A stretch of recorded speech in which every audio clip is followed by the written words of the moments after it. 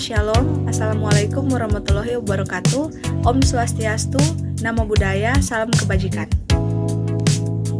Baik, terima kasih atas kesempatan yang telah diberikan.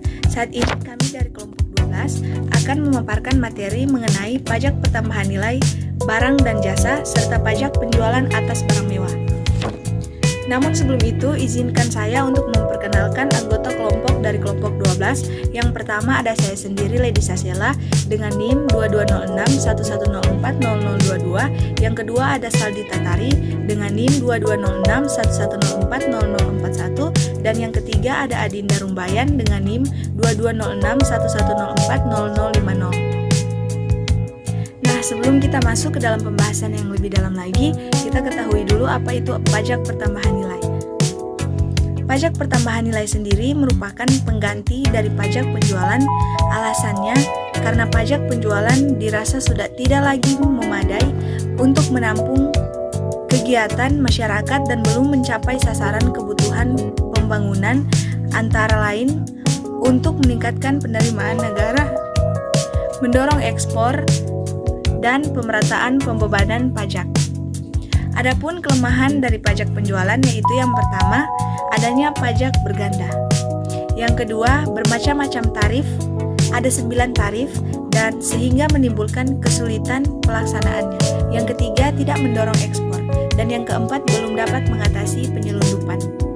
Sedangkan di sisi lain, pajak pertambahan nilai mempunyai kelebihan yaitu antara lain yang pertama, menghilangkan pajak berganda, yang kedua menggunakan tarif tunggal sehingga memudahkan pelaksanaan, dan yang ketiga netral dalam persaingan dalam negeri, yang keempat netral dalam perdagangan internasional, yang kelima netral dalam pola konsumsi, dan yang keenam dapat mendorong ekspor. Adapun undang-undang yang mengatur pengenaan pajak pertambahan nilai atau PPN dan pajak penjualan atas barang mewah atau PPNBM adalah Undang-Undang Nomor 8 Tahun 1983 tentang pajak pertambahan nilai barang dan jasa dan pajak penjualan atas barang mewah, sebagaimana telah beberapa kali diubah dan terakhir dengan Undang-Undang Nomor 42 Tahun 2009. Undang-undang ini disebut Undang-Undang Pajak Pertambahan Nilai 1984. Nah, di sini ada beberapa pengertian-pengertian yang harus kita ketahui. Yang pertama yaitu daerah pabean. Daerah pabean adalah wilayah Republik Indonesia yang meliputi wilayah darat, perairan, ruang udara di atasnya, serta tempat-tempat tertentu di zona ekonomi eksklusif dan landas kontinen yang di dalamnya berlaku undang-undang yang mengatur mengenai kepabeanan. Yang kedua ada pajak masukan. Pajak masukan sendiri adalah pajak pertambahan nilai yang seharusnya sudah dibayar oleh pengusaha kena pajak karena perolehan barang kena pajak dan atau perolehan jasa kena pajak dan atau pemanfaatan barang kena pajak tidak berwujud dari luar daerah pabean dan atau pemanfaatan jasa kena pajak dari luar daerah atau pabean dan atau impor barang kena pajak. Kita masuk pada bagian selanjutnya yaitu jasa kena pajak. Jasa kena pajak adalah setiap kegiatan pelayanan yang berdasarkan suatu perikatan atau perbuatan hukum yang menyebabkan suatu barang, fasilitas, kemudahan, atau hak tersedia untuk dipakai, termasuk jasa yang dilakukan untuk menghasilkan barang karena pesanan atau permintaan dengan bahan atas petunjuk dari pemesanan. Atau bisa dikatakan jasa kena pajak adalah jasa yang dikenai pajak berdasarkan Undang-Undang PPN tahun 1984. Nah, di sini ada beberapa pengecualian jasa kena pajak. Yang pertama ada jasa pelayanan kesehatan medis, ada jasa di bidang pelayanan sosial, jasa di bidang pengiriman surat dengan perangko, jasa keuangan, jasa asuransi, jasa di bidang keagamaan, jasa pendidikan, jasa kesenian dan hiburan, jasa penyiaran yang tidak bersifat iklan, jasa tenaga kerja, jasa perhotelan, jasa yang disediakan oleh pemerintah, jasa penyediaan tempat parkir, jasa telepon, jasa pengiriman uang dan wesel pos, dan yang terakhir yaitu jasa boga dan catering. Kita masuk pada bagian selanjutnya yaitu pengusaha kena pajak atau PKP. Pengusaha adalah orang pribadi atau badan dalam bentuk apapun yang dalam kegiatan usaha atau pekerjaannya menghasilkan barang, mengimpor barang, mengekspor barang, melakukan usaha perdagangan, memanfaatkan barang tidak berwujud dari luar daerah pabean, melakukan usaha jasa termasuk mengekspor jasa atau memanfaatkan jasa dari luar daerah pabean. Sedangkan pengusaha kena pajak atau PKP adalah pengusaha yang melakukan penyerahan barang kena pajak dan atau penyerahan jasa kena pajak yang dikenai pajak berdasarkan Undang-Undang PPN 1984. Kewajiban pengusaha kena pajak. Ada beberapa kewajiban pengusaha kena pajak yang harus dilakukan, yaitu yang pertama, melaporkan usahanya untuk dikukuhkan menjadi pengusaha kena pajak. Yang kedua, memungut PPN dan PPNBM yang terutang. Yang ketiga, menyetorkan PPN yang masih harus dibayar dalam hal pajak keluaran lebih besar daripada pajak masukan yang dapat dikreditkan, serta menyetorkan pajak penjualan atas barang mewah yang terutang. Dan yang keempat yaitu melaporkan perhitungan pajak. Di sini ada beberapa objek pajak pertambahan nilai, yaitu dikenakan atas penyerahan BKP di dalam daerah pabean yang dilakukan oleh pengusaha. Yang berikut impor BKP, penyerahan JKP di dalam daerah pabean yang dilakukan oleh pengusaha, pemanfaatan BKP tidak berwujud dari luar daerah pabean di dalam daerah pabean, pemanfaatan JKP dari luar daerah pabean di dalam daerah pabean, ekspor BKP berwujud oleh pengusaha kena pajak, ekspor BKP tidak berwujud oleh pengusaha kena pajak, kegiatan membangun sendiri yang dilakukan tidak dalam kegiatan usaha atau pekerjaan oleh orang pribadi atau badan yang hasilnya digunakan sendiri atau digunakan untuk pihak lain. Yang berikutnya penyerahan BKP berupa aktiva yang menurut tujuan semula tidak untuk diperjualbelikan oleh BKP kecuali atas penyerahan aktiva yang pajak masukannya tidak dapat dikreditkan. Kita masuk pada pembahasan berikut, yaitu pajak penjualan atas barang mewah atau PPNBM. Atas penyerahan BKP yang tergolong mewah oleh produsen atau impor BKP yang tergolong mewah, di samping dikenakan pajak pertambahan nilai, juga dikenakan pajak penjualan atas barang mewah atau PPNBM. Batasan suatu barang termasuk BKP yang tergolong mewah adalah yang pertama, barang tersebut bukan merupakan barang kebutuhan pokok. Yang kedua, barang tersebut dikonsumsi oleh masyarakat tertentu. Yang ketiga, pada umumnya, barang tersebut dikonsumsi oleh masyarakat berpenghasilan tinggi. Yang keempat, barang tersebut dikonsumsi untuk menunjukkan status. PPNBM dikenakan atas penyerahan BKP yang tergolong mewah yang dilakukan oleh pengusaha yang menghasilkan BKP yang tergolong mewah tersebut di dalam daerah pabean dalam kegiatan usaha atau pekerjaannya, dan impor yang tergolong mewah. Berikutnya ada dasar pengenaan pajak. Untuk menghitung besarnya pajak pertambahan nilai dan pajak penjualan atas barang mewah atau PPNBM yang terutang, perlu adanya dasar pengenaan pajak atau DPP. Yang menjadi DPP adalah yang berikut: harga jual, penggantian, nilai impor, nilai ekspor, dan nilai lain yang diatur dengan peraturan Menteri Keuangan. Nah, di sini ada beberapa pengecualian kewajiban pengusaha kena pajak. Pengusaha yang dikecualikan dari kewajiban sebagai pengusaha kena pajak adalah yang pertama, pengusaha kecil, yang kedua, pengusaha yang semata-mata menyerahkan barang dan atau jasa yang tidak dikenakan PPN. Pengusaha kecil sendiri adalah pengusaha yang selama 1 tahun buku melakukan penyerahan barang kena pajak dan atau jasa kena pajak dengan jumlah peredaran bruto dan atau penerimaan bruto tidak lebih dari sebelum 1 Januari 2014 berjumlah 600 juta rupiah dan setelah 1 Januari 2014 berjumlah 4.800 juta rupiah. Pengusaha kecil wajib melaporkan usahanya untuk dikukuhkan sebagai pengusaha kena pajak apabila sampai dengan 1 bulan atau suatu bulan dalam tahun buku jumlah peredaran bruto dan atau penerimaan brutonya melebihi batas yang telah ditetapkan. Tarif bagian yang pertama, tarif pajak pertambahan nilai. Tarif PPN yang berlaku saat ini adalah 10%, sedangkan tarif PPN sebesar 0% diterapkan atas yang pertama, ekspor BKP berwujud, ekspor BKP tidak berwujud, dan ekspor JKP. Pengenaan tarif 0% tidak berarti pembebasan dari pengenaan pajak pertambahan nilai. Dengan demikian, pajak masukan yang telah dibayar untuk memperoleh BKP atau JKP yang berkaitan dengan kegiatan tersebut dapat dikreditkan. Bagian yang kedua yaitu tarif penjualan atas barang mewah.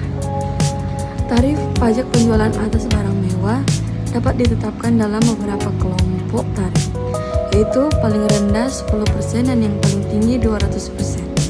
Ketentuan mengenai tarif kelompok barang kena pajak yang tergolong mewah yang dikenakan pajak penjualan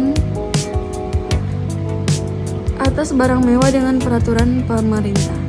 Sedangkan ketentuan mengenai jenis barang yang dikenakan pajak penjualan atas barang mewah diatur dengan atau berdasarkan peraturan Menteri Keuangan.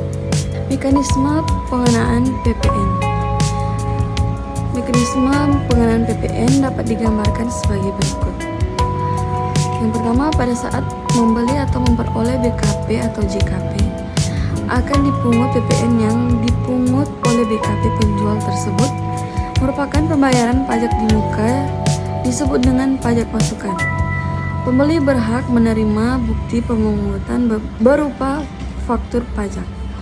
Yang kedua, pada saat menjual atau menyerahkan BKP atau JKP kepada pihak lain, WAK sama dengan JIB memungut PPN bagi penjual. PPN tersebut merupakan pajak keluaran.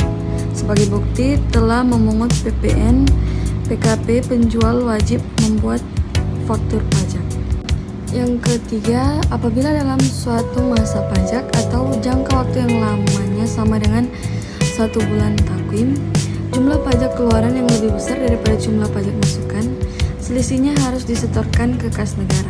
Yang keempat, apabila dalam suatu masa pajak jumlah pajak keluaran lebih besar daripada pajak masukan, selisihnya dapat direstitusi atau diminta kembali atau dikompensasikan ke masa pajak berikutnya. Yang kelima, pelaporan perhitungan PPN dilakukan setiap masa pajak dengan menggunakan surat pemberitahuan masa pajak pertambahan nilai atau SPT masa PPN. Cara menghitung PPN. PPN sama dengan dasar pengenaan pajak kali tarif pajak. Contoh, yang pertama, pengusaha kena pajak A menjual tunai BKP kepada pengusaha karena pajak B dengan harga jual 25 juta, PPN sebesar 2,5 juta tersebut merupakan pajak keluaran yang dipungut oleh pengusaha kena pajak A, sedangkan bagi pengusaha kena pajak B, PPN tersebut merupakan pajak masukan. Yang kedua, seorang mengimpor BKP dari luar daerah pabean dengan nilai impor impor 15 juta. PPN yang dipungut melalui Direktorat Jenderal Bea dan Cukai sama dengan 10% dikali 15 juta sama dengan 1,5 juta. Cara menghitung PPN BM. PPN BM sama dengan dasar pengenaan pajak dikali dengan tarif pajak. Contoh, PKP ABC Senagai pabrikan menyerahkan barang hasil produksinya dengan harga jual sebesar 10 juta. Barang tersebut merupakan BKP yang tergolong mewah dengan tarif PPh BM sebesar 40%. Perhitungan pajak yang harus dipungut adalah sebagai berikut. PPN sama dengan 10% dikali dengan 10 juta. PPN BM sama dengan 40% dikali dengan 10 juta sama dengan 4 juta. Saat terhutang. Pajak terhutang pada saat yang pertama penyerahan BKP atau JKP, yang kedua impor BKP, yang ketiga pemanfaatan BKP tidak berwujud dari luar daerah pabean di dalam daerah pabean, yang keempat pemanfaatan BKP dari luar daerah pabean, yang kelima ekspor BKP berwujud, yang keenam ekspor BKP tidak berwujud, yang ketujuh ekspor JKP, yang terakhir pembayar diterima sebelum menyerahkan BKP atau sebelum menyerahkan JKP atau dalam hal pembayaran dilakukan sebelum dimulainya pemanfaatan BKP tidak berwujud atau JKP dari luar daerah pabean. Tempat terhutang pajak. Yang pertama yaitu untuk menyerahkan BKP atau JKP. A. Tempat tinggal, B. Tempat kedudukan, C. Tempat kegiatan usaha, D. Tempat lain. Yang kedua, dalam hal impor, terutangnya pajak terjadi di tempat barang kena pajak dimasukkan dan dipungut oleh melalui Direktorat Jenderal Bea dan Cukai. Yang ketiga, orang pribadi atau badan yang memanfaatkan BKP tidak berwujud atau JKP dari luar daerah pabean di dalam daerah pabean yang terutang pajak di tempat tinggal atau tempat kedudukan dan tempat kegiatan usaha. Yang keempat, untuk kegiatan pembangunan sendiri oleh PKP yang dilakukan tidak dalam lingkungan perusahaan atau pekerjaannya atau oleh bukan PKP di tempat bangunan tersebut didirikan. Mekanisme kredit pajak. Pembelian barang kena pajak, penerimaan jasa kena pajak, pengimpor barang kena pajak, pihak yang memanfaatkan barang kena pajak tidak berwujud dari luar daerah pabean wajib membayar pajak pertambahan nilai dan berhak menerima bukti pemungutan pajak. Pajak pertambahan nilai yang seharusnya sudah dibayar tersebut merupakan pajak masukan bagi pembeli barang kena pajak, penerima jasa kena pajak, pengimpor barang kena pajak, pihak yang memanfaatkan barang kena pajak tidak berwujud dari luar daerah pabean yang berstatus sebagai pengusaha kena pajak. Contoh, selama bulan takwin terjadi kegiatan usaha sebagai berikut: membeli bahan baku dan lain-lain dari pabrikan sebesar 100 juta, menyerahkan hasil produksi dengan harga jual 60 juta. Pajak masukan yang dipungut oleh PKP lain adalah sebesar 10% dikali dengan 100 juta sama dengan 10 juta. Pajak keluaran yang harus dipungut 10% kali dengan 60 juta. PPN yang lebih dibayar dalam masa pajak yang bersangkutan 10 juta dikurangi 6 juta sama dengan 4 juta. Kelebihan tersebut dikompensasikan pada masa pajak berikutnya atau dapat diminta kembali atau restitusi. Apabila dalam suatu masa pajak pengeluaran lebih besar dari pajak masukan, maka selisihnya merupakan pajak yang harus disetor ke kas negara oleh PKP. Kita masuk pada pajak masukan yang tidak dapat dikreditkan. Pajak masukan pada dasarnya dapat dikreditkan terhadap pajak keluaran, bukan tetapi tidak semua pajak masukan dapat dikreditkan. Pajak masukan yang tidak dapat dikreditkan adalah pajak masukan bagi pengeluaran untuk yang pertama, perolehan BKP atau JKP sebelum pengusaha dikukuhkan sebagai PKP. Yang kedua, perolehan BKP atau JKP yang tidak mempunyai hubungan langsung dengan kegiatan usaha. Yang ketiga, perolehan dan pemeliharaan kendaraan bermotor, sedan dan kecuali merupakan barang dagangan atau disewakan. Yang keempat, pemanfaatan BKP tidak berwujud atau pemanfaatan JKP dari luar daerah pabean sebelum pengusaha dikukuhkan sebagai PKP. Yang kelima, perolehan BKP atau JKP faktur pajaknya tidak memenuhi ketentuan sebagaimana dimaksud dalam pasal 13 ayat 5 atau ayat 9 Undang-Undang PN 1984 atau tidak mencantumkan nama, alamat, dan nomor pokok wajib pajak pembeli BKP atau penerima JKP. Selanjutnya, penyerahan kepada pemungut PPN. Pengertian pemungut PPN menurut Undang-Undang PPN 1984 adalah bendaharawan pemerintah badan atau instansi pemerintah yang ditunjuk oleh Menteri Keuangan untuk memungut, menyetor, dan melaporkan pajak yang terutang oleh pengusaha kena pajak atas penyerahan BKP atau penyerahan JKP kepada bendaharawan pemerintah, badan atau instansi pemerintah tersebut.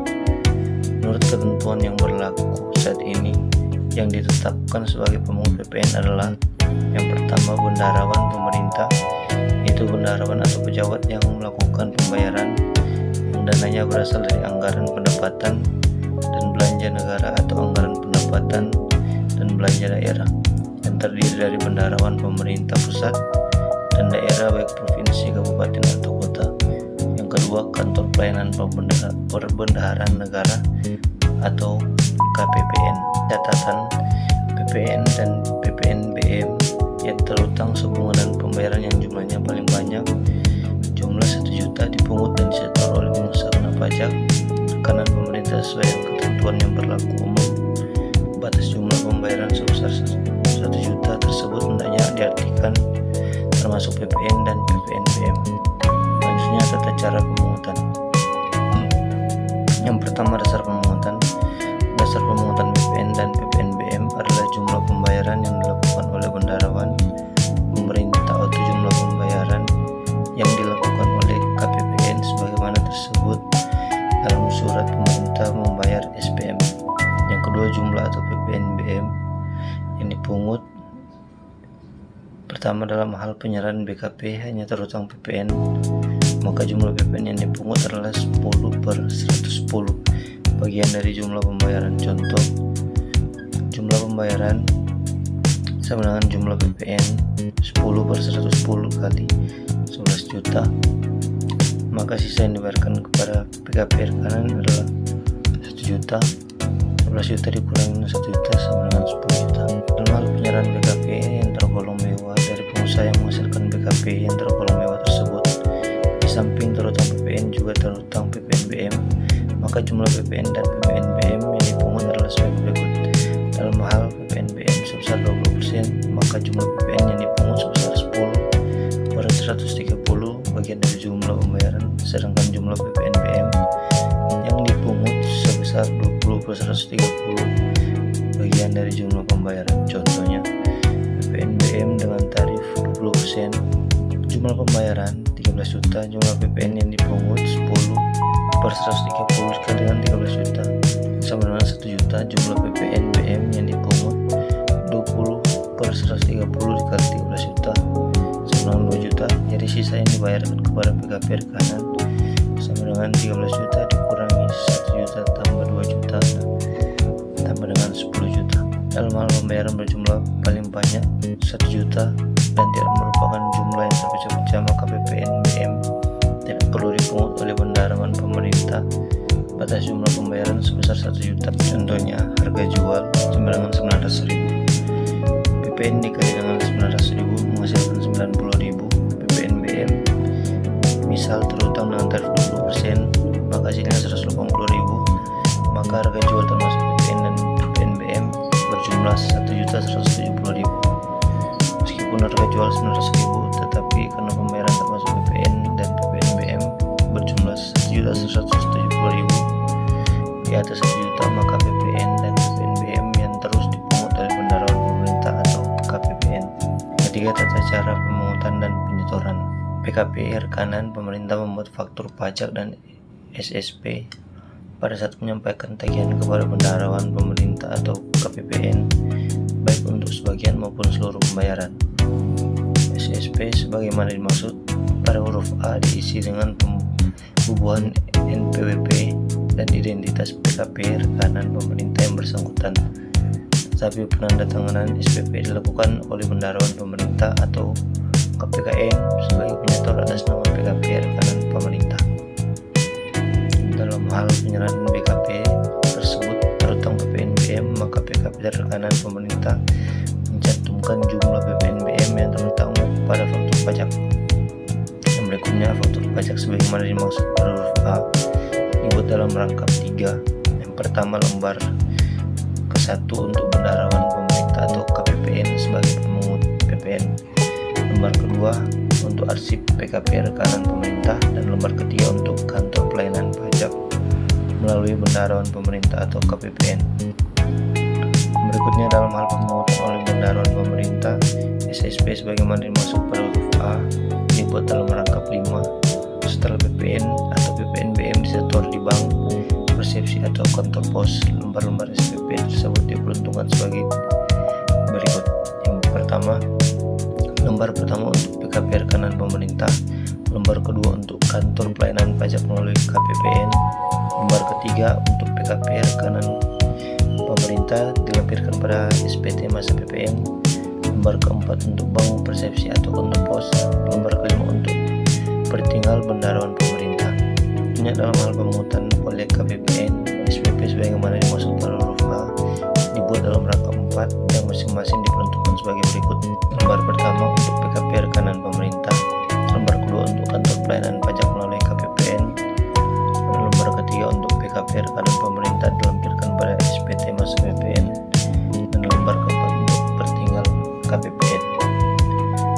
Berikutnya pada lembar faktur pajak sebagaimana dimaksud pada huruf D oleh bendaharawan pemerintah yang melakukan pemungut wajib dibubuhi cap disetor tanggal dan ditandatangani oleh bendaharawan pemerintah pada setiap lembar faktur pajak sebagaimana dimaksud pada huruf D, dan SSP sebagaimana dimaksud pada huruf oleh KPPN yang melakukan pemungutan dicantumkan nomor dan tanggal SPM.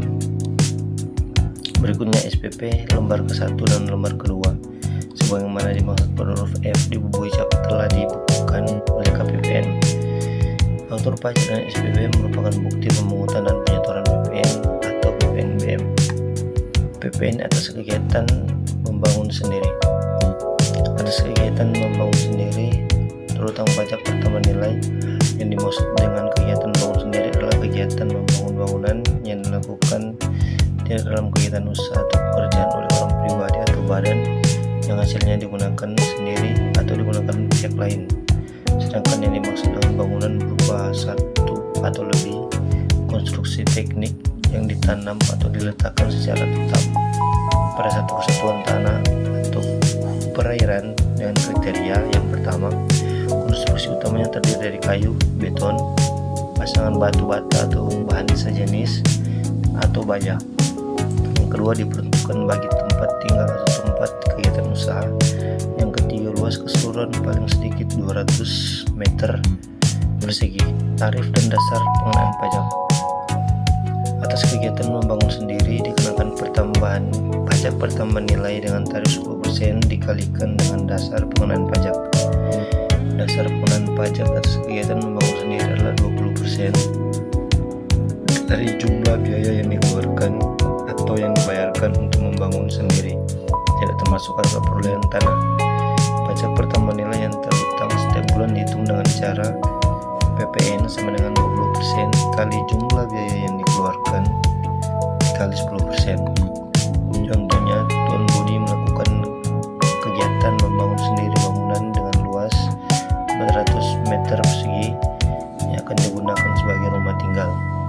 Seluruh biaya yang dikeluarkan pada bulan April 2016 dalam kurung di luar pembelian tanah adalah sebesar 50 juta. PPN yang harus disetorkan adalah, maka perhitungannya PPN sama dengan 50 juta dikali dengan 20% dikali dengan 10%, maka menjadi 10 juta dikali dengan 10% hasilnya 1 juta.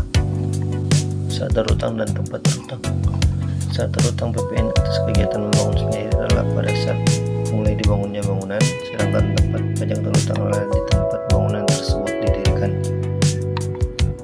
Orang pribadi atau badan yang melakukan kegiatan membangun sendiri harus menyetorkan PPN yang terutang ke kas negara melalui kantor pos atau bank persepsi paling lama tanggal 15 PPN bulan berikutnya setelah berakhirnya masa pajak.